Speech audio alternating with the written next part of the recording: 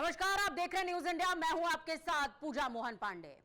देश का दिल दिल्ली, दिल्ली दिलवालों की, लेकिन उसी दिल्ली से ऐसी दर्दनाक वारदातें सामने आती हैं जो किसी के भी होश फाख्ता कर दे।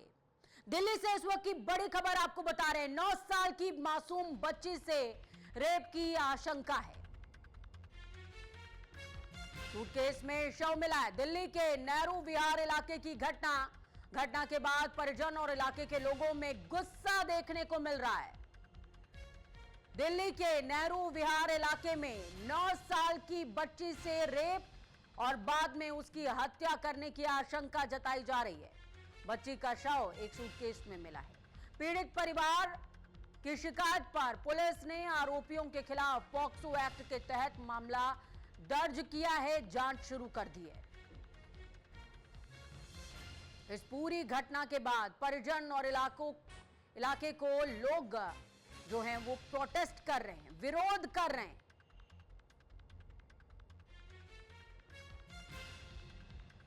नौ साल की मासूम बच्ची से रेप की आशंका।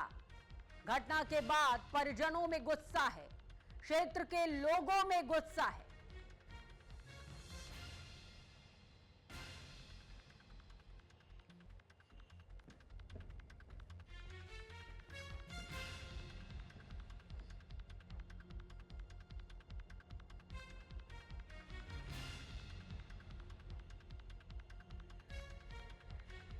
तस्वीरें देखिए, तस्वीरों में आपको नजर आएगा कि किस तरीके से इस बच्ची के परिजन और क्षेत्र के लोग लगातार विरोध प्रदर्शन कर रहे हैं और कह रहे हैं कि कैसे भरोसा करें लोगों पर जब हमारे आसपास दरिंदे घूम रहे हैं। सूटकेस में लाश मिलने पर सियासत भी हाई हो गई है। आम आदमी पार्टी ने कानून व्यवस्था पर सवालिया निशान खड़े किए हैं। आतिशी ने पोस्ट करते हुए सवाल उठाए हैं और कहा है कि दिल्ली में 9 साल की मासूम बच्ची का खून से लथपथ शव सूटकेस में मिलने के बाद मामला हाई है। जहां एक ओर लोगों में गुस्सा बढ़ता जा रहा है तो दूसरी ओर पूरे मसले पर सियासत भी हाई है। दिल्ली की पूर्व मुख्यमंत्री और आम आदमी पार्टी की नेता आतिशी ने मामले को लेकर बीजेपी सरकार को घेरा है। उन्होंने कहा, दिल्ली की बिगड़ती हुई कानून व्यवस्था के लिए कौन जिम्मेदार है। आतिशी ने अपने एक्स अकाउंट पर लिखा है, दिल्ली में 9 साल की बच्ची के साथ दुष्कर्म और मर्डर के लिए कौन जिम्मेदार है। बिगड़ती हुई कानून व्यवस्था के लिए कौन जिम्मेदार है। भाजपा की 4 इंजन की सरकार है, फिर भी हमारी बेटियां सुरक्षित नहीं है। कहां है मुख्यमंत्री रेखा गुप्ता जी, कहां हैं देश के गृह मंत्री अमित शाह जी। यह आतिशी ने पोस्ट किया है।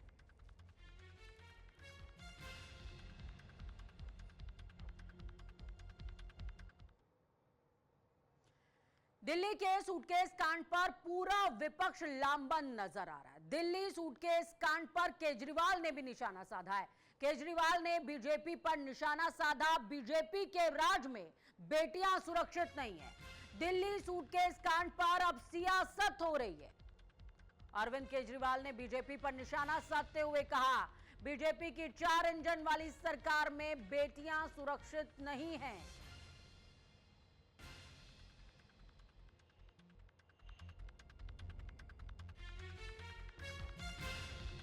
दिल्ली में हुआ है सूटकेस कांड, जिसके बाद पूरी सियासत इसी कांड के इर्द गिर्द घूमती हुई नजर आ रही है।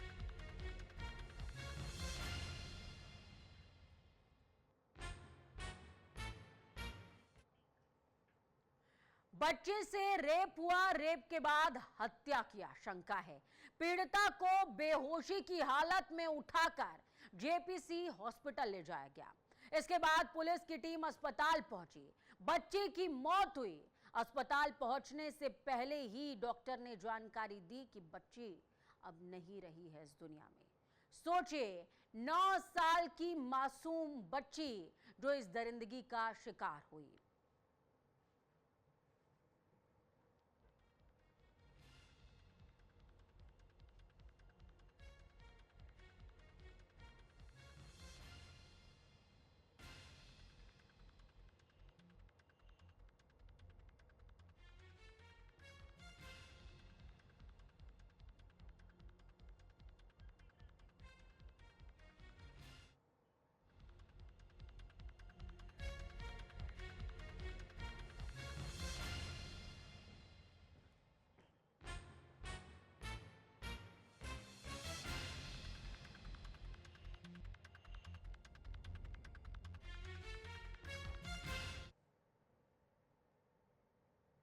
तो चलिए ग्राफिक्स के जरिए आपको बताते हैं ये मामला है क्या, पूरा समझिए, इसकी और जानकारी लीजिए। नाबालिग लड़की का खून से लथपथ सूटकेस में शव मिला, लड़की की संदिग्ध परिस्थितियों में मौत होती है, ये पूरा मामला है। और इस पूरी मौत की आशंका में जताया जा रहा है कि पहले रेप हुआ है। शुरुआती मेडिकल जांच के आधार पर यौन उत्पीड़न का संदेह इस पूरे मामले में जताया जा रहा है, बताया जा रहा है। पुलिस को रात में 8:41 पर पीसीआर कॉल मिलती है कि यहां कुछ घटित हुआ है, कुछ ऐसा जो दिल्ली की अस्मिता पर दाग लगाने के लिए मुफीद है। टीम को नेहरू विहार भेजा जाता है और टीम को वहां पर मिलती है एक मासूम बच्ची की लाश। लड़की के पिता ने पीड़िता को पहले ही अस्पताल में भर्ती करा दिया था और जब उसे भर्ती कराया गया उसी दौरान डॉक्टर ने पीड़िता को मृत घोषित कर दिया था। डॉक्टर ने कहा कि मासूम के जिस्म में अब जान नहीं बची, दरिंदे का शिकार हो गई है। पॉक्सो की धारा 6 के तहत मामला दर्ज हुआ है।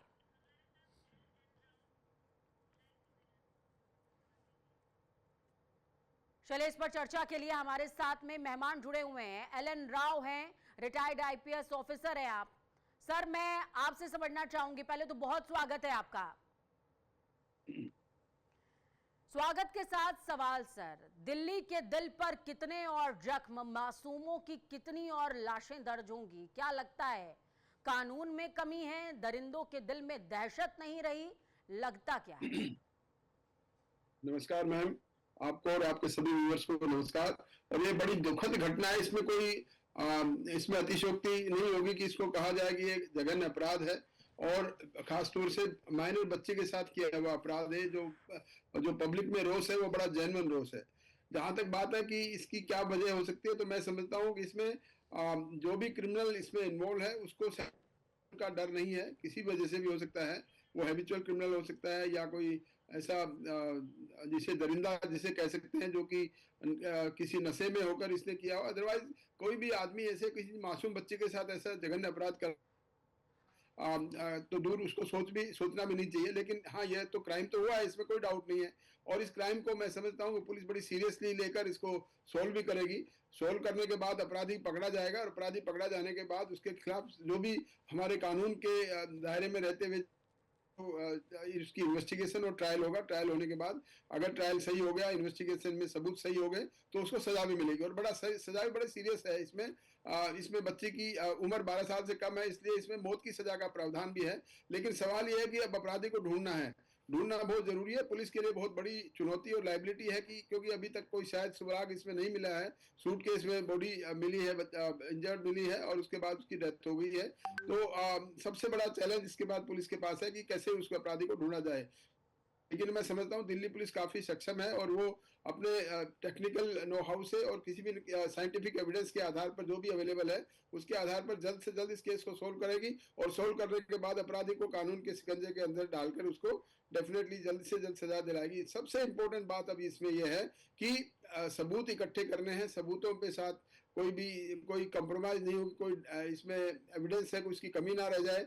जो भी एविडेंस है उसके नए कानून जो बने उसके हिसाब सबसे इंपॉर्टेंट हो गया CFSL का रहना, मतलब FSL रिपोर्ट, साइंटिफिक एविडेंस जो भी इसमें रहेगी, तो उसको इकट्ठा करने के बाद में चार्जशीट जल्द से जल्द फाइल करें और उसके बाद ट्रायल इसकी जल्द से जल्द शुरू हो, तो ताकि अपराधियों के मन में डर हो।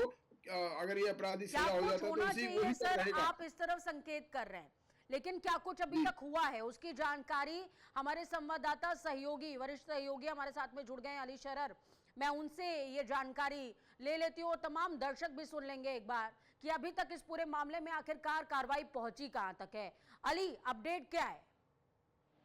देखिए पूजा, इस पूरी घटना को लेकर के दिल्ली के जो डीसीपी हैं खुद मौके पर पहुंच करके 6 टीमों गठित करने के बाद अलग अलग स्थानों पर टीमों को रवाना किया गया है अभी तक की जानकारी के मुताबिक।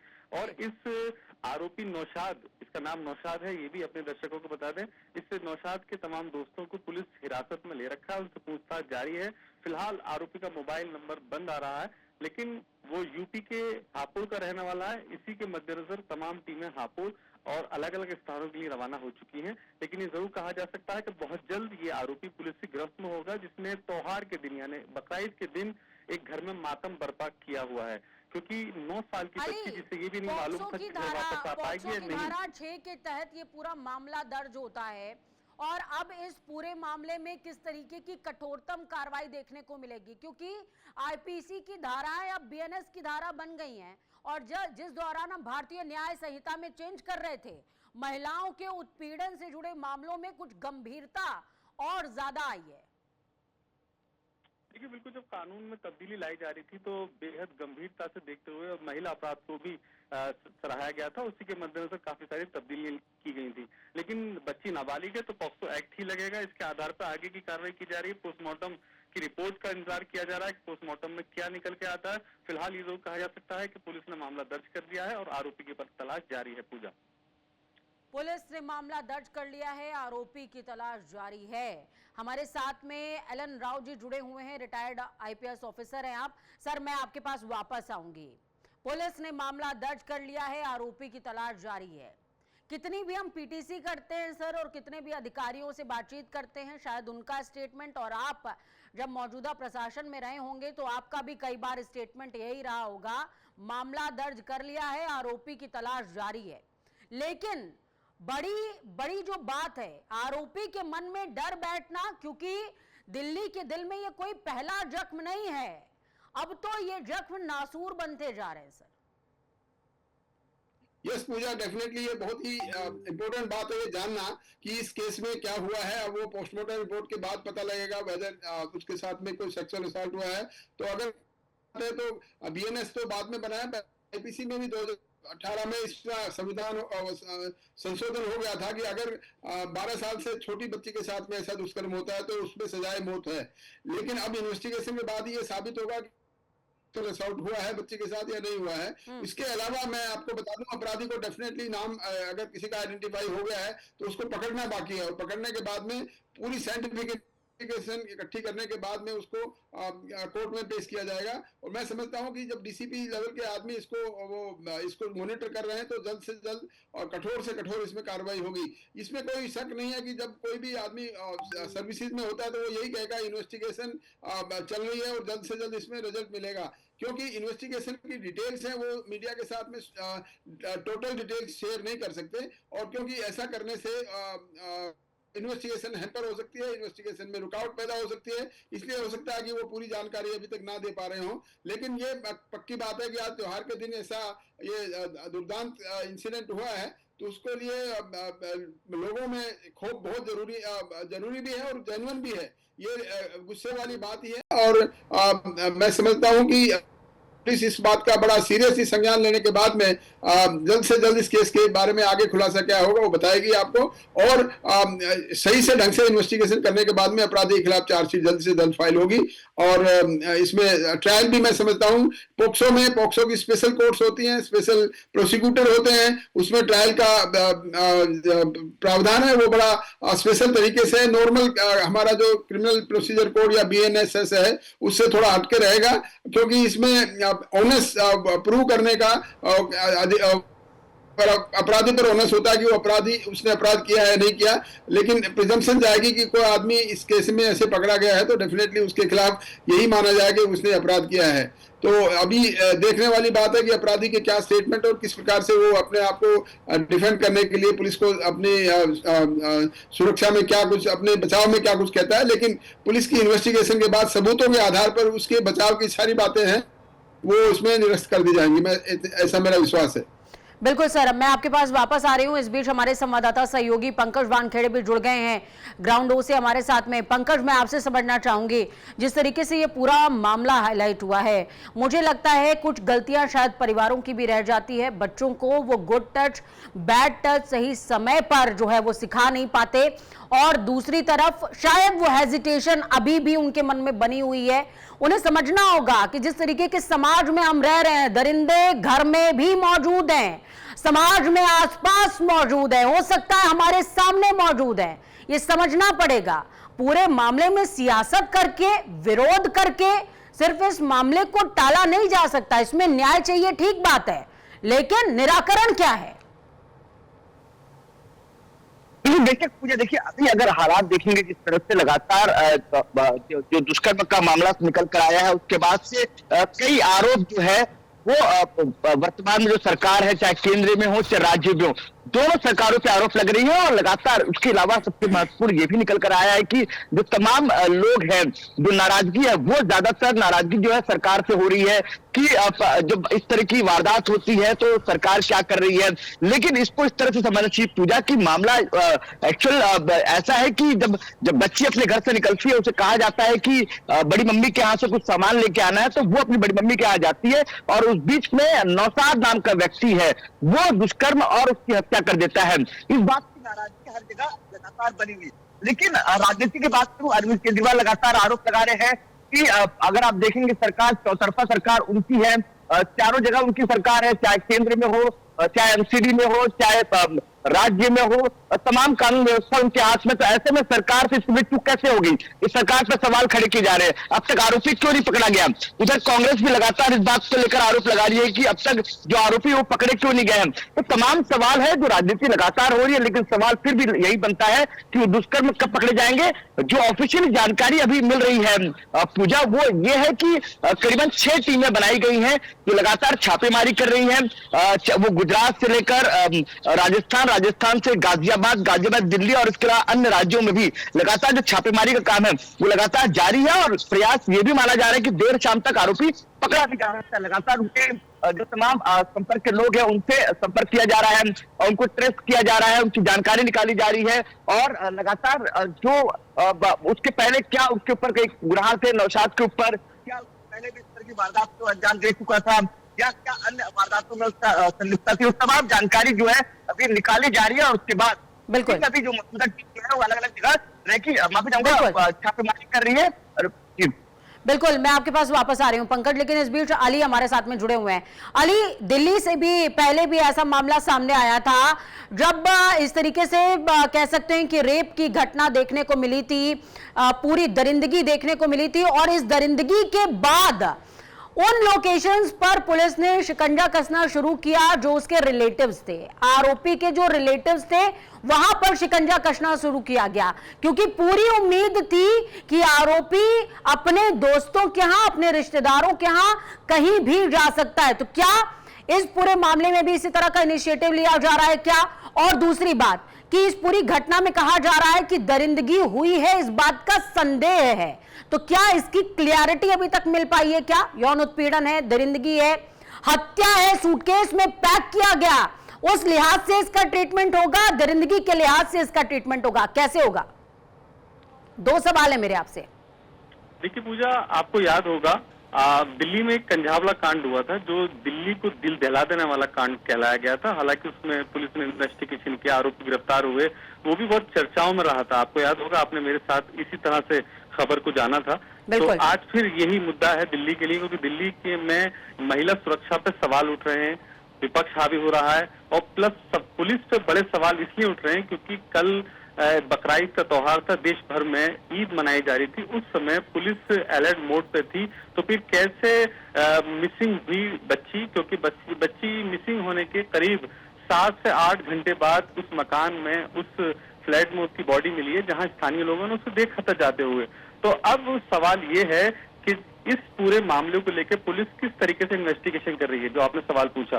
तो मैं आपको बताऊं, जब सूटकेस से बच्ची का शव बरामद किया गया तो खून से लथपथ था, यानी कि वो आपत्तिजनक स्थिति में शायद वो युवक होगा जिसने पूरी तरह से देख लिया कि कोई आ जाएगा। उससे पहले उसने सूटकेस में बॉडी को पैक किया और उसको ठिकाने लगाने की वो कोशिश कर रहा था, लेकिन उससे पहले ही पूरा घटनाक्रम खुल गया। अब फिलहाल उसकी तलाश जारी है, लेकिन मेडिकल जो रिपोर्ट है, यानी कि जो बच्ची का पोस्टमार्टम हुआ है, उसके आधार पर अब आगे कार्रवाई की जाएगी। लेकिन फिलहाल पुलिस ने पॉक्सो एक्ट के तहत, हत्या के तहत मामला दर्ज कर लिया है, लेकिन उसमें रेप हुआ है या नहीं हुआ है इसकी पुष्टि तब हो पाएगी जब मेडिकल रिपोर्ट पुलिस के हाथ में होगी। लेकिन ये जरूर कहा जा सकता है कि बहुत जल्द, जैसे कि मेरे सहयोगी पंकज वानखेड़े बता रहे थे कि पुलिस के आला अधिकारियों का ये कहना है कि बहुत जल्द देर शाम तक आरोपी पुलिस की गिरफ्त में होगा, क्योंकि आरोपी के तमाम रिश्तेदार, मिलने वाले, यार दोस्तों को पुलिस ने हिरासत में ले रखा है और उनसे पूछताछ जारी है। तो ऐसे में ये साफ कहा जा सकता है कि अब बहुत दूर नहीं है आरोपी से पुलिस, बहुत जल्द आरोपी पुलिस की गिरफ्त में होगा। पूजा। बिल्कुल अली, मैं आपके पास वापस लौटूंगी। एलन राव साहब हमारे साथ में जुड़े हुए हैं। सर, मैं आपके पास वापस लौट रही हूं। आपने कहा कोई भी आरोपी इस घटना को होश में तो अंजाम नहीं दे सकता। सर, किसी अपराधी के होश में ना रहते हुए वो इस घटना को अंजाम देता है, लेकिन उसको इतना होश रहता है कि कोई आ जाएगा, मुझे पकड़ लेगा और इस लाश को मुझे एग्जैक्टली कहां ठिकाने लगाना है। तो क्या कानून में कोई ऐसा प्रावधान नहीं है कि इन दुर्दांत अपराधियों को उनके लेवल के हिसाब से सजा दी जाए और पहली सजा इस तरह हो कि नजीर बने, अगले की हिम्मत ना हो? यस पूजा, डेफिनेटली यहाँ पर उसकी बात नशे की या उसकी बात नहीं है। यहाँ बात यह है कि जिस भी स्थिति में उसने क्राइम को अंजाम दिया है वो अभी तक तो क्लियर हुआ नहीं कि रेप है या नहीं है, वो मेडिकल रिपोर्ट के बाद ही होगा। लेकिन फिर भी मैं आपको बड़ा क्लियर बता दूं, वास्तव में सजा ऐसी होनी चाहिए क्योंकि छोटी बच्चे के साथ अपराध हुआ है, इसको बड़ा एक नजीर के तौर से देखा जाएगा। और मैं समझता हूं कि जल्द से जल्द इन्वेस्टिगेशन करके जब तक इनको सजा कोर्ट से नहीं मिलेगी, क्योंकि मर्डर केस में मौत की सजा का प्रावधान है, तो जब तक वो सजा जल्द से जल्द नहीं मिलेगी उसका नजीर एक बनना बड़ा स्वाभाविक नहीं होगा।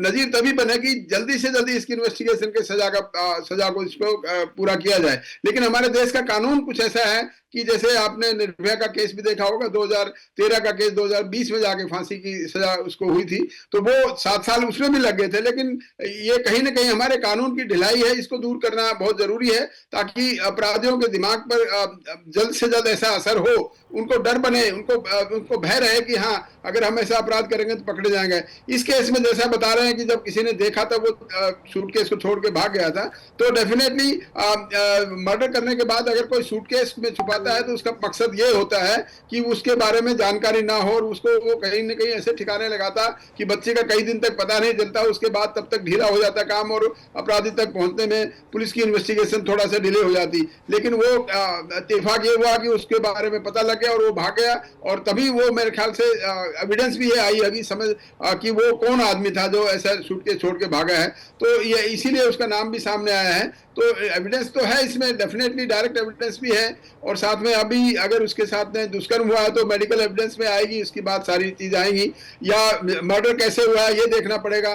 वो वेपन ऑफ ऑफेंस को रिकवरी करने की बात है, वो देखी जाएगी, वेपन ऑफ ऑफेंस क्या था उसको कोरोबोरेट करना है, पोस्टमार्टम रिपोर्ट है और FSL की रिपोर्ट, सारी चीजें इसमें देखी जाएंगी, उसके बाद ही इसमें चार्जशीट फाइल होगी। तो मैं समझता हूँ कि अगर ये टीम बनी हुई है उसको पकड़ने के लिए पहले सबसे इंपॉर्टेंट काम है उसको पकड़ना, उसके बाद दूसरा इंपॉर्टेंट काम है उसकी पकड़ने के बाद में इन्वेस्टिगेशन में पूरी सबूत इकट्ठे करना, फिर ट्रायल के लिए भेजना, ये बहुत जरूरी सब चीजें हैं। चलिए, बहुत शुक्रिया सर, आप हमारे साथ में जुड़े और आपने अहम जो पहलू हैं वो हमारे साथ में साझा किए। देखिए, ये वारदात के बाद के मुद्दे हैं, सबूत इकट्ठा होने चाहिए, जांच होनी चाहिए, आरोपी पकड़ा जाना चाहिए। लेकिन न्यूज इंडिया आप तमाम लोगों से एक अपील करेगा, आपके घर में मासूम बच्चियां हैं, बच्चे हैं, उनको कम से कम इतना सिखाइए कि दरिंदे उनके आसपास, उनके सामने, उनके बगल कहीं भी हो सकते हैं, उन्हें गुड टच बैड टच सिखाइए, उनके साथ बात कीजिए, हेजिटेट मत होइए। यह ऐसा मुद्दा है जिस पर बच्चे आपसे खुलकर बात करें, जिन्हें समझ में आए कि उन्हें स्पर्श कोई कर रहा है तो नीयत क्या है। ये बच्चों को बताइए, सिखाइए, यह आपका काम है, ताकि आपके बच्चे मासूम बने रहें, उनकी मासूमियत पर कोई भी बुरी निगाह ना डाल पाए।